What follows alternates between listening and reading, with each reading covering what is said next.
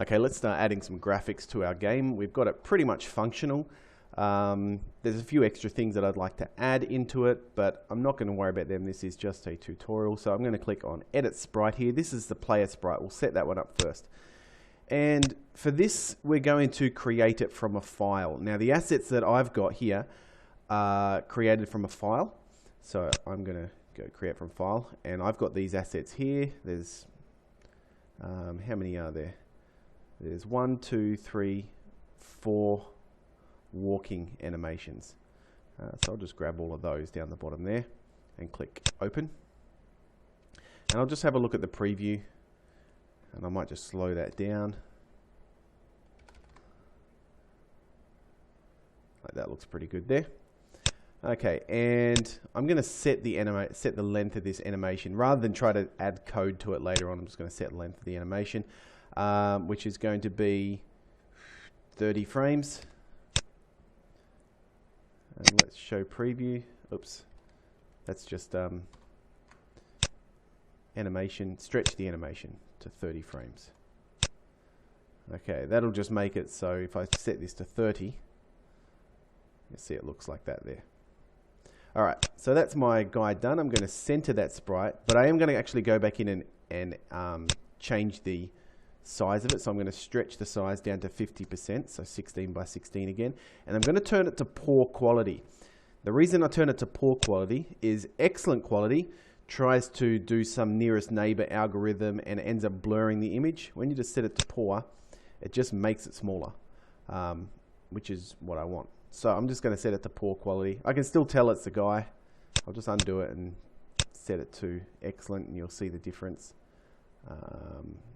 Transform, stretch, excellence, 50, and click that. And you can see here, if I zoom in on it, it's kind of blurry around the outside.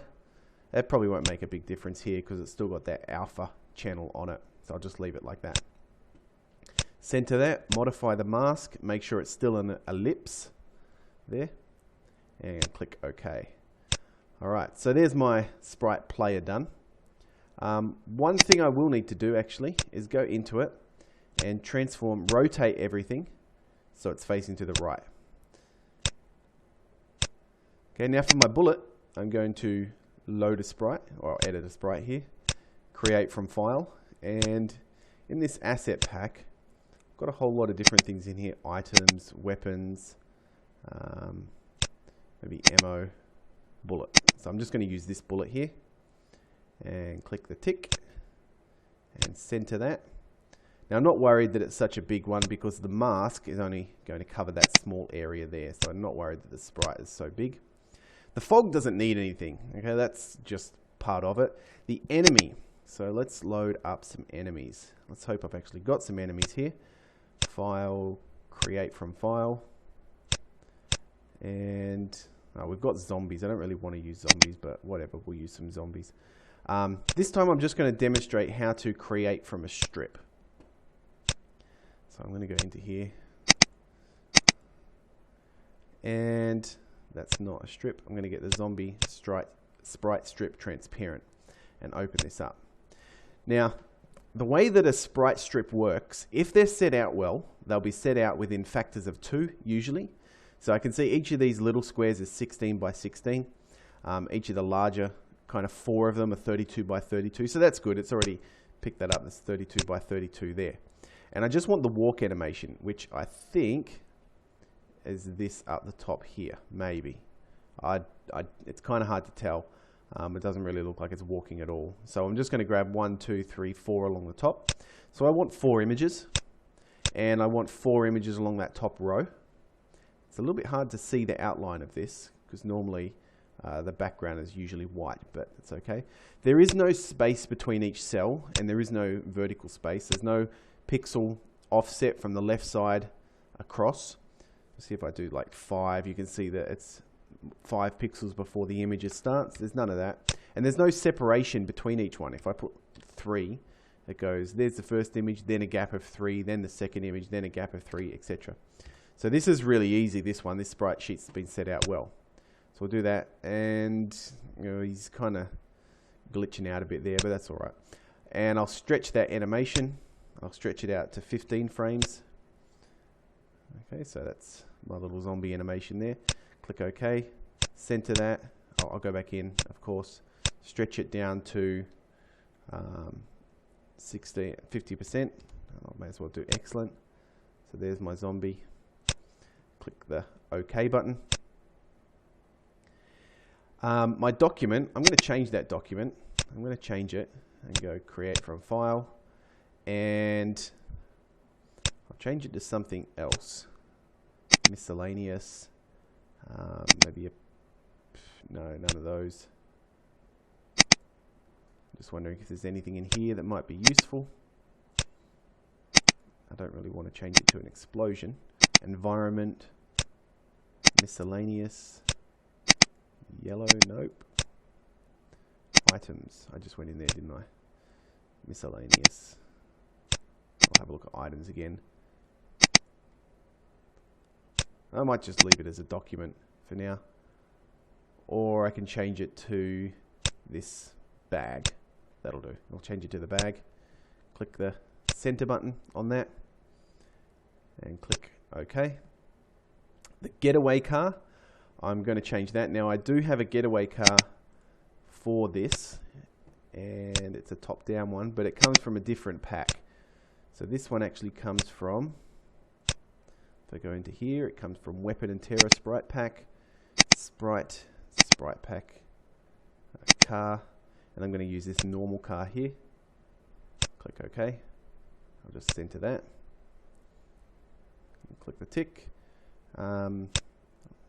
That's fine. Click the tick. And that should all be good.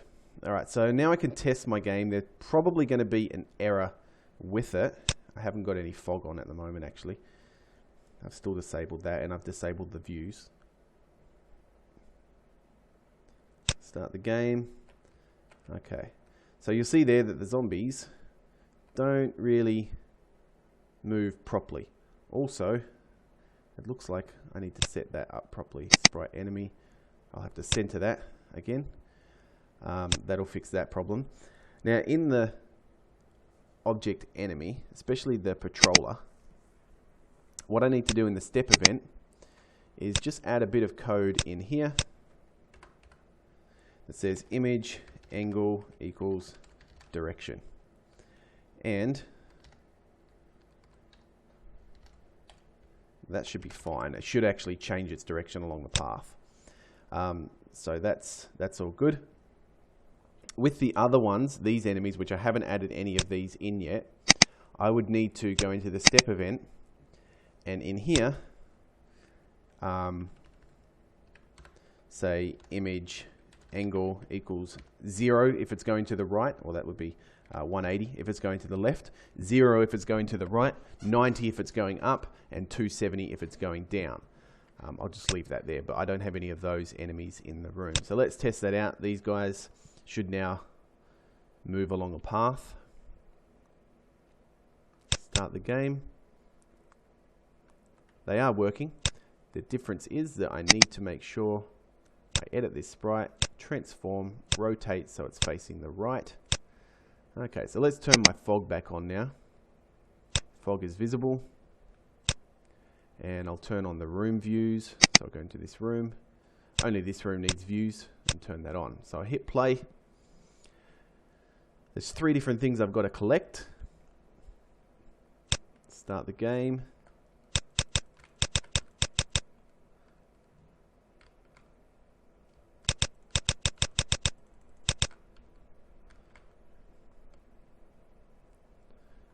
And you can see it's pretty tricky because I can't actually see where any of the stuff is that I'm meant to find. No idea. Hopefully it hasn't. Oh, there's one of them. Oh, there's the other one. There should be one more somewhere. And there's also another enemy. There he is. Oh, just made it. Great. So I lost. Well, that's working at least. So I've added those sprites in. The next thing to add in is the background. I'll actually make a quick title screen, and there is a tool that I have been using here called TextCraft, and it's it's quite a cool little tool for making neat titles. And so you just set up your title here. You can have multiple lines. It seems to work best on one line though. You select your font down the bottom. You select the style of text, so you can have pattern text, etc. So I've got this little, if I throw this on here and go create, it'll update it at the top. I don't really like that one. I wanted this one. Create that. I can change the font. I preferred the one that I had. And down the bottom here, you can have drop shadow, glow, 3D style, up to 24-bit color images. I don't really want that. You can change the size of the border, thickness on the outside there. And you can have a glow, set a glow color, etc. All right, so when you've done that, you click download. It downloads the image down the bottom here. And I'm going to go back into here. Into there, and in this I'm going to create a new object. It's not going to do anything. Object title card, and I'm not going to have any sprite at the moment because I haven't imported one. Create a new sprite, SPR title card, load sprite. I'll load it from my downloads, which should be there. It should be the getaway. That's the one there. Open that. I can center it. Go to the room title. I'm just going to delete all these here really quick. I wish there was a way to delete all. Maybe there is. Right mouse button menu.